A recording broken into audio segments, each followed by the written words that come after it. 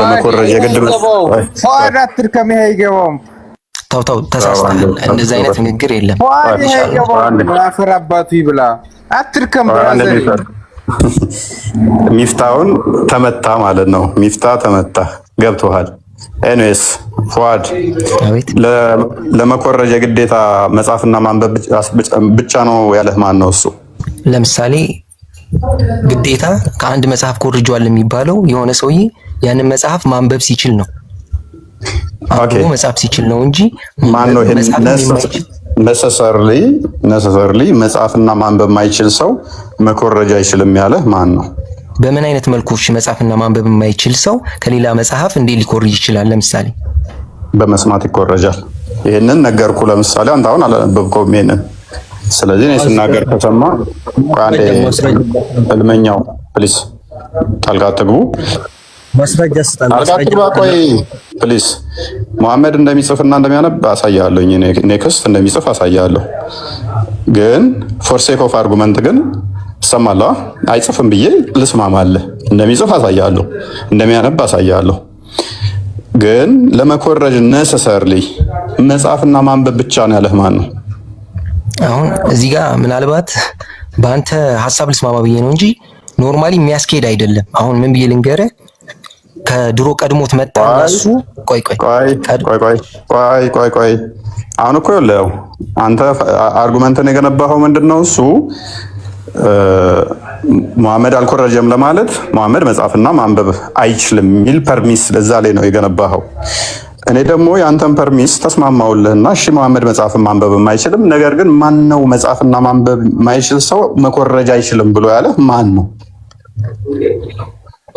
ትክክል። አሁን እያነሳ ያለው አርጉመንት የፋለሲ ሀሳቦችን ነው። እኔ አሁን እምልህ ምን እንደሆነ ልንገርህ። ምን አይነት ፋላሲ ሰራው? ምን ፋላሲ ሰራው? አንዴ ማነሳቸው ነጥቦች ቆይ ፏድ፣ ምክንያቱም ከስር ከ1000 ሰው በላይ አለ። ይሄንን እንግሊዘኛውን ከነ ያላነበበ አለ። እኛ ስንላውን ሰምተዋል።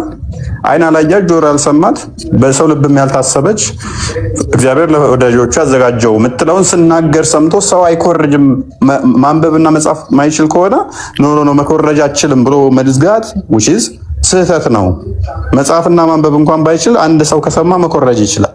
የሰማውን ነገር መኮረጅ ይችላል። ቁርአን ላይ ደግሞ በተመሳሳይ ሙሐመድ ጆሮ ይሉት ነበር። ታውቃለህ ብዬ አስባለሁ። ጆሮ ማለት ጆሮ ጠቢ ወይንም ደግሞ አድማጭ ነገሮችን የሚሰማ ማለት ነው። ጠባሪክ ላይ በደንብ ያስቀምጠዋል። ይሄን ለምንድን ነው ያሉት ሲባል እየሄደ ከመጽሐፉ ሰዎች ያዳምጣቸው ነበረ። ስለዚህ የሚያዳምጥ ከሆነ መኮረጅ ደግሞ ሲምፕል ነው። ስለዚህ አንተን አርጉመንት አሁን ዲቨሎፕ አድርገው መጽሐፍና ማንበብ ማይችል ሰው መኮረጅ እንደማይችል አንተ አሳምነኝ። አሁን እዚህ ጋር ማነሳልነትም ማለት ነው እንደ ሙስሊም አሁን ጥያቄ ሳቀርብ ቁርአንና ሐዲስ ማስረጃዎች አሉ። ለምሳሌ ሐታ የሐዲስ ማስረጃዎች አላህ ምን ይለናል? ኢን ሁወ ኢላ ወህዩን ዩሃ ይላል። እሱ ከሚወርድለት ወህይ ውጭ ሌላ ነገር የሚናገር አይደለም። ሐታ ቁርአን የአላህ ንግግር ነው። ነገር ግን ሐዲስ በእሳቸው በወህይ መካከል ላይ የተነገረ ንግግር ነው። ከእሳቸው ከራሳቸው የሚያመነጩት ምንም ነገር የለም ነብዩ መሐመድ። ስለሆነ እኔ አሁን እንደ ሐሳብ የማቀርብልህ ሌላ መጽሐፎች ተኮርጇል ወይ ከመጽሐፍ ቅዱስ ተኮርጇል የሚለው ማለት እኔ አልቀበለውም።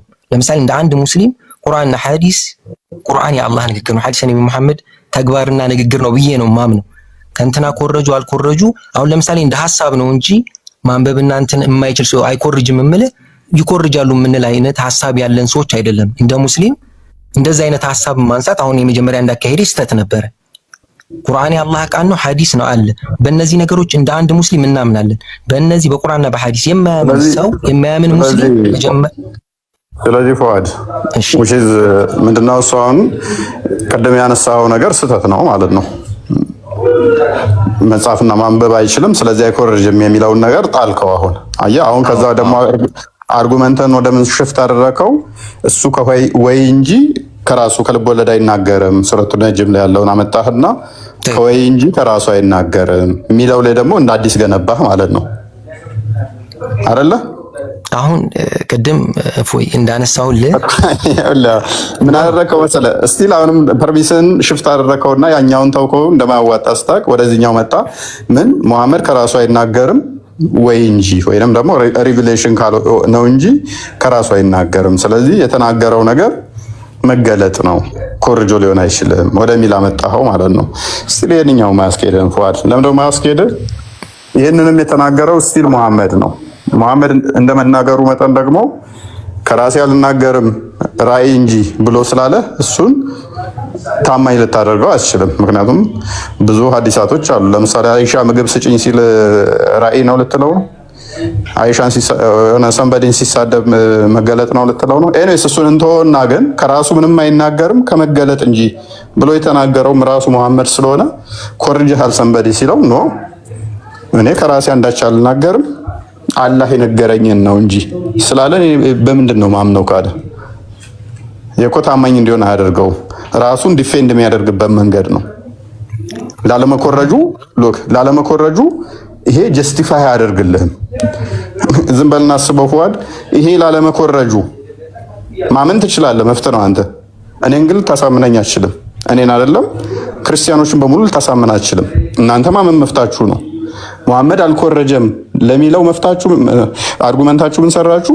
ከራሴ አልናገርም አላህ የነገረኝን ነው እንጂ ብሏል። ስለዚህ መሐመድ ከራሱ አይናገርም አላህ የነገረኝን ብቻ ነው ብሏል። ስለዚህ አልኮረጀም ብላችሁ እናንተ ማመን ትችላላችሁ። እኛ ግን ከመሐመድ በፊት ቅዱስ ጳውሎስ እንደጻፈው አሳይተን መሐመድ ደግሞ ቀጥታ ከጳውሎስ ጋር ተመሳሳይ ያችን ቃል መናገሩን አሳይተን የተኮረጀ ነው ብለን እናምናለን። እናንተ ግን አይ መሐመድ ከራሴ አልናገርም ብሏል ብላችሁ ማመን መፍታችሁ ነው። ይሄ ለፍርዱን ለኦዲየንስ እንተዋለን። ሜይ ቢ ወደ ቶፒኩ ባክ አድርጉት።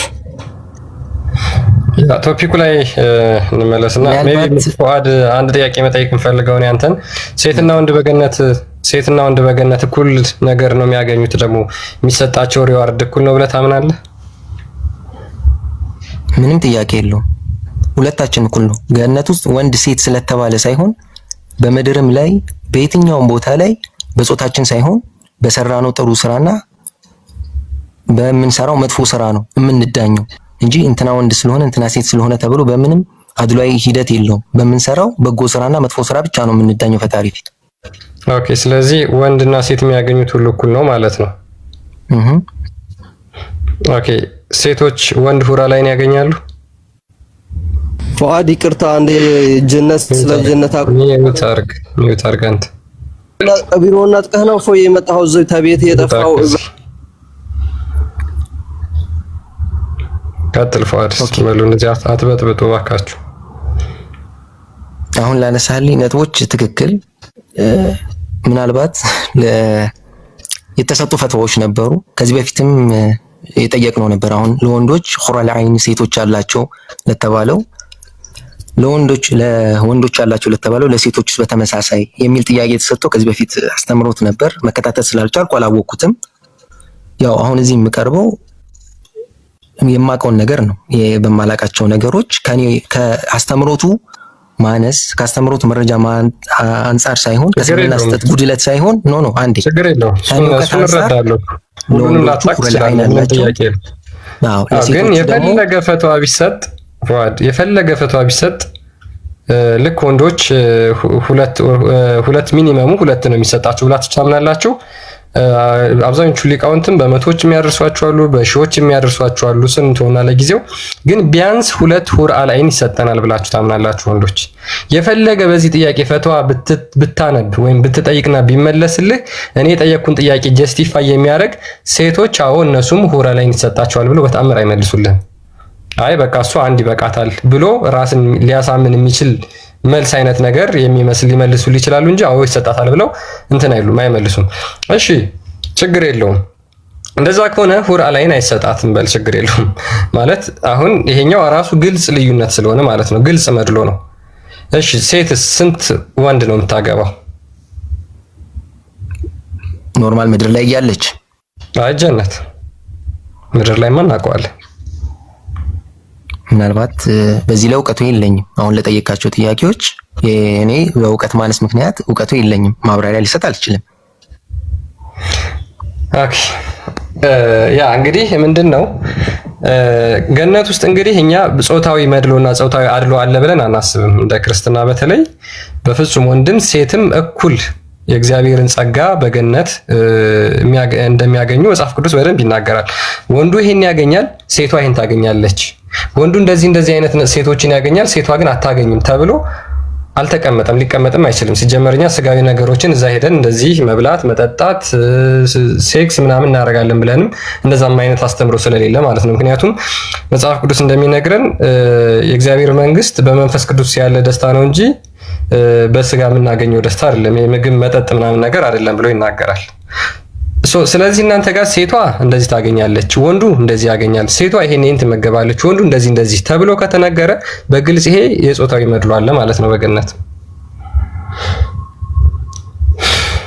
ክርስቲያን አንድ ጥያቄ ልጠይቀው ፈዋድን እዚህ በዚህ በተያያዘ ቻለ። መልካም እሺ ፈዋድ፣ አንድ ሴት በምድር ላይ ያለች ባሏ ቢሞት ሌላ ወንድ ማግባት ትችላለች? እዚህ ምድር ላይ ያለች ሴት የሙስሊም ሴት?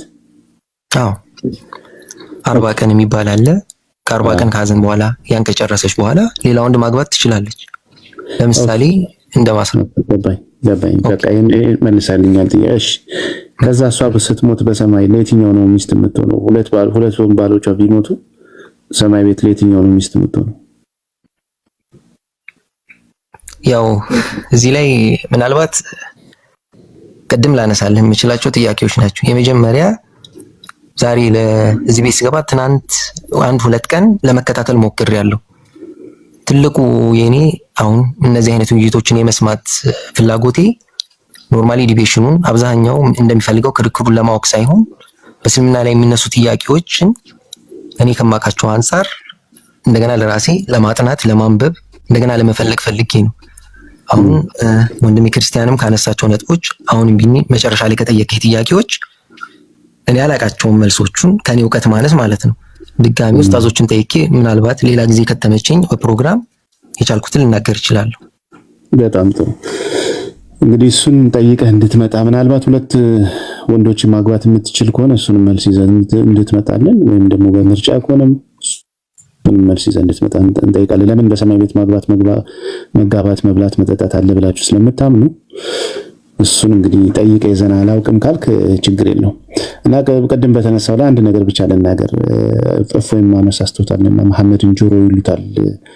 እዛ ክፍል ላይ ሄደ ስታነበው መሐመድን ጆሮ የሚሉትን አላህ አልተቃወሙም። የተቃወሙ ምንድነው? እሱ መልካም ጆሮ ነው ብሎ ነው ያለው።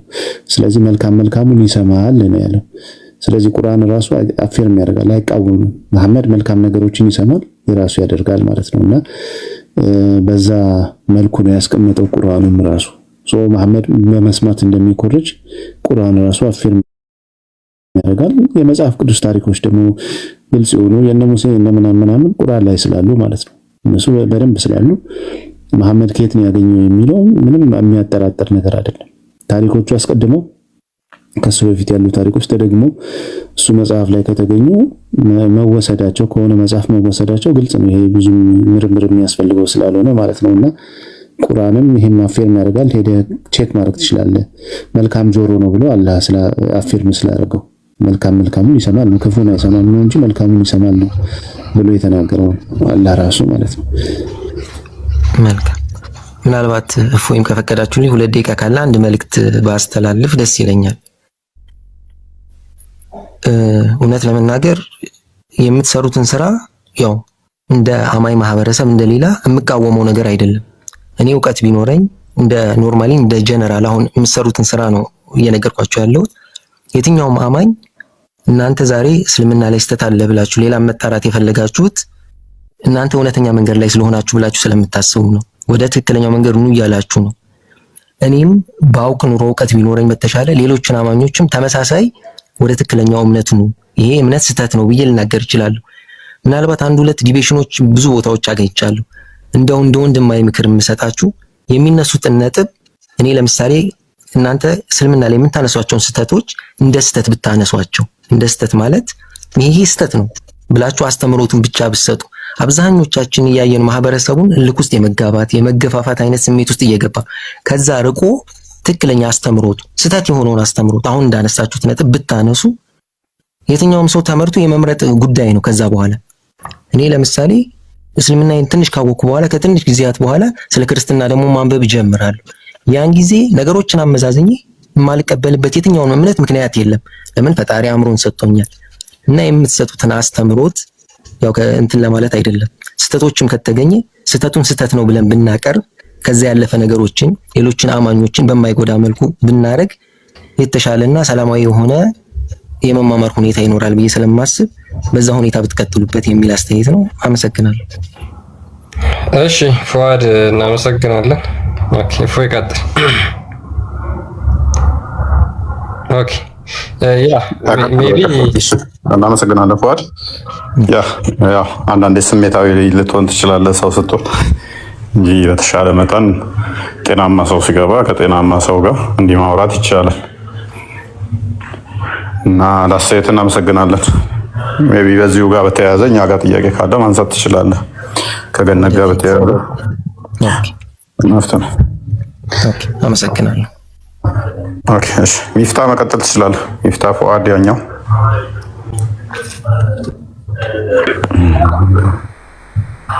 እንኳን ደህና መጣህ ሚፍታ። እንኳን ደህና ቆያችሁ። ቲክቶክ ምን ላይ ነበር ኤግዛምፕላችሁ? ቶፒካችን ዛሬ ምንድነው? እሱ ስለ ገነት ነበረ። ጀነራሊ ስለ ገነት ያለውን እሳቤና በምድር የተከለከሉ በገነት የተፈቀዱ አሉ አለ። በእናንተም በእኛም ይኖራሉ አኪድ። ኦኬ ስለዚህ በምድር ላይ ለምሳሌ በምድር ላይ የማታደርጋቸው በገነት ላይ የምታደርጋቸው ምን አለ? ለምሳሌ በምድር ላይ አሁን በዚህ ታይም ፏ ብዬ እየጨበስኩ ነው፣ የተጠላ ነው፣ የተከለከለ ነው። ገነት ላይ ግን የለም፣ ኔቨር በጭራሽ።